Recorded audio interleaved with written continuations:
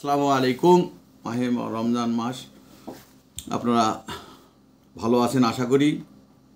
দলিলদার জমিদার, হ্যাঁ, দলিলদার জমিদার কথাটি সঠিক, কিন্তু এখানে আমি ব্যাখ্যা দেবো, সেটা হচ্ছে কি যে দলিলদার জমিদার কথাটা যদিও সঠিক, কিন্তু এখানে আমি ব্যাখ্যা দেবো কথাটা আবার সঠিক নয়, সেটা আমি ব্যাখ্যা দিয়ে বুঝাই দিচ্ছি। আপনার দলিল আছে, সে দলিলের মধ্যে আপনার নাম বেষ্টিত আছে, আপনি দলিল করে নিয়েছেন, যে ব্যক্তির কাছে ক্রয় করেছেন, যে আপনাকে দাতা এবং আপনি গৃহীতা, উভয়ই ঠিক আছে, কিন্তু দেখা যাচ্ছে যে আপনার দলিলের গর্ভে যে সমস্ত কথা লেখা থাকে, যেমন খতিয়ান উল্লেখ করা থাকবে, এক সিএস খতিয়ান, আরএস খতিয়ান এবং বর্তমান মাঠ পর্চার জরিপের প্রিন্টিং পর্চা, এগুলান আপনার সঠিক দলিলের মধ্যে বেষ্টিত থাকতে হবে।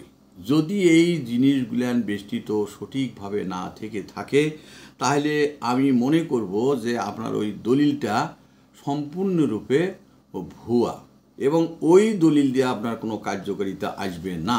যখন আপনি দলিলটা বের করবেন, এবং ওই দলিলটা আপনি বের করবেন যখনই অন্য ব্যক্তি যখন আপনাকে দাবি করবে যে আমি দিচ্ছি, যে আপনি কীভাবে আপনার দুটো জমি আমার অন্যজনের কাছ থেকে নিছেন, আপনি আপনার দাগ ঠিক নাই, আপনার খতিয়ান ঠিক নাই, হ্যাঁ, আপনার তার পাশে বিআরএস খতিয়ান ঠিক নাই, মাঠ পাশার পুরাতন কোনো দাগ নেই, আপনার দলিলটার ভিতরে যেগুলান সঠিকভাবে ওই জমিটার নিরূপণ থাকা দরকার, সেটা কিছুই আপনার নাই, তাহলে পরে আপনি কীভাবে বুঝবো যারা বলে যে দলিল যার জমিদার, দলিল থাকলেই যে জমিদার হবে এমন তো কোনো কথা নয়।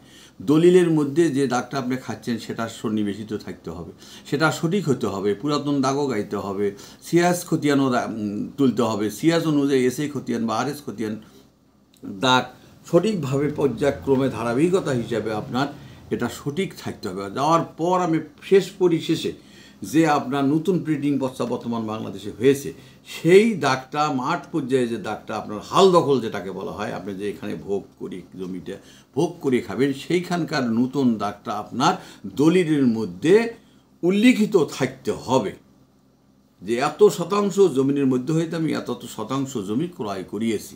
যদি এই সমস্ত কোনোটার মিল না থেকে থাকে, তাহলে পরে আপনি কোনোদিনই ওই দলিল দিয়া কার্যকারিতা আপনার আসবে না। এমনকি হয়তো আপনি মনে করবেন না আমার দলিল আছে, এগুলো আমার ভুয়া কথা, হয়তো আপনি ওটাকে কেন্দ্র করিয়ে তাদের সঙ্গে কেস কামাইতে চলে গেলেন, যা দেখা যাবে যখন আপনি ওটা কোর্টে যখন আপনি করবেন, উকিল দ্বারা আপনি ওটা সাবমিট করবেন, করার পর উকিলেও হয়তো আপনাকে বলবে, হয়তো উকিলের প্রতারণা তো আপনি পড়তে পারেন, তার কারণ তাদের টাকা যদি হয়ে যায়, তাহলে তারা বলবে হ্যাঁ আপনি ঠিক দেখি, অত কিছু দেখবে না খতিয়ে, তাহলে আপনি মরিচিকের পিছনে দৌড়াবেন। কেননা আপনাকে বুঝতে হবে আগে আমার ভিত্তিটা ঠিক আছে কিনা। ওই ভিত্তিটাই তো আপনার ঠিক নয়। আপনি যে দলিলটা ক্রয় করেছেন, সেই দলিলটা যে দাগে আপনি জমিটা ভোগ দখলে খাচ্ছেন, সেই ভোগ দখলের দাগটাই তো আপনার ঠিক নেই।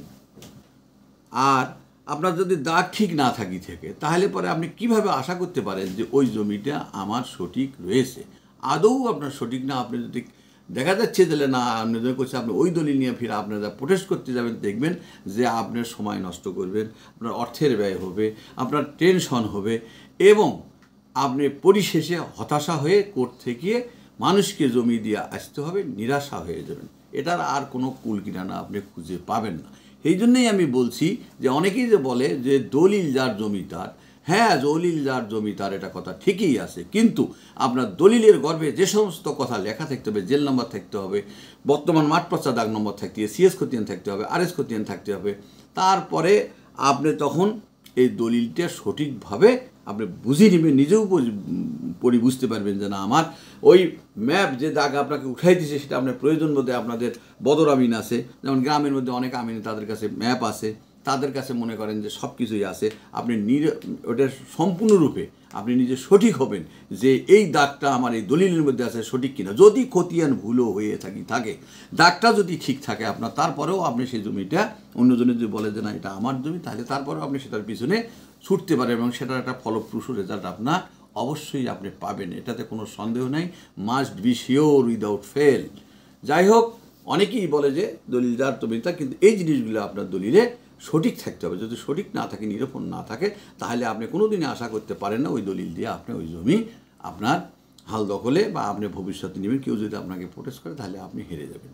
এই বলে আপনাদের সুস্বাস্থ্য কামনা করে এই রমজান মাস আমি আপনাদের সুস্বাস্থ্য কামনা করে আপনাদের দীর্ঘজীবী কামনা করে আমি আমার হোয়াটসঅ্যাপ নাম্বার দেওয়া থাকবে, এই হোয়াটসঅ্যাপ নাম্বারে আপনারা আবার এখানে মেসেজ পাঠিয়ে দিবেন।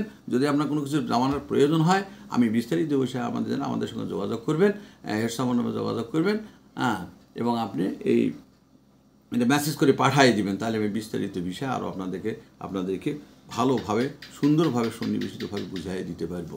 হ্যাঁ, এই আশাবাদ ব্যক্ত করে আপনাদের সুস্বাস্থ্য কামনা করে আমি শেষ করছি। আসসালামু আলাইকুম ওয়া রাহমাতুল্লাহি ওয়া বারাকাতুহু।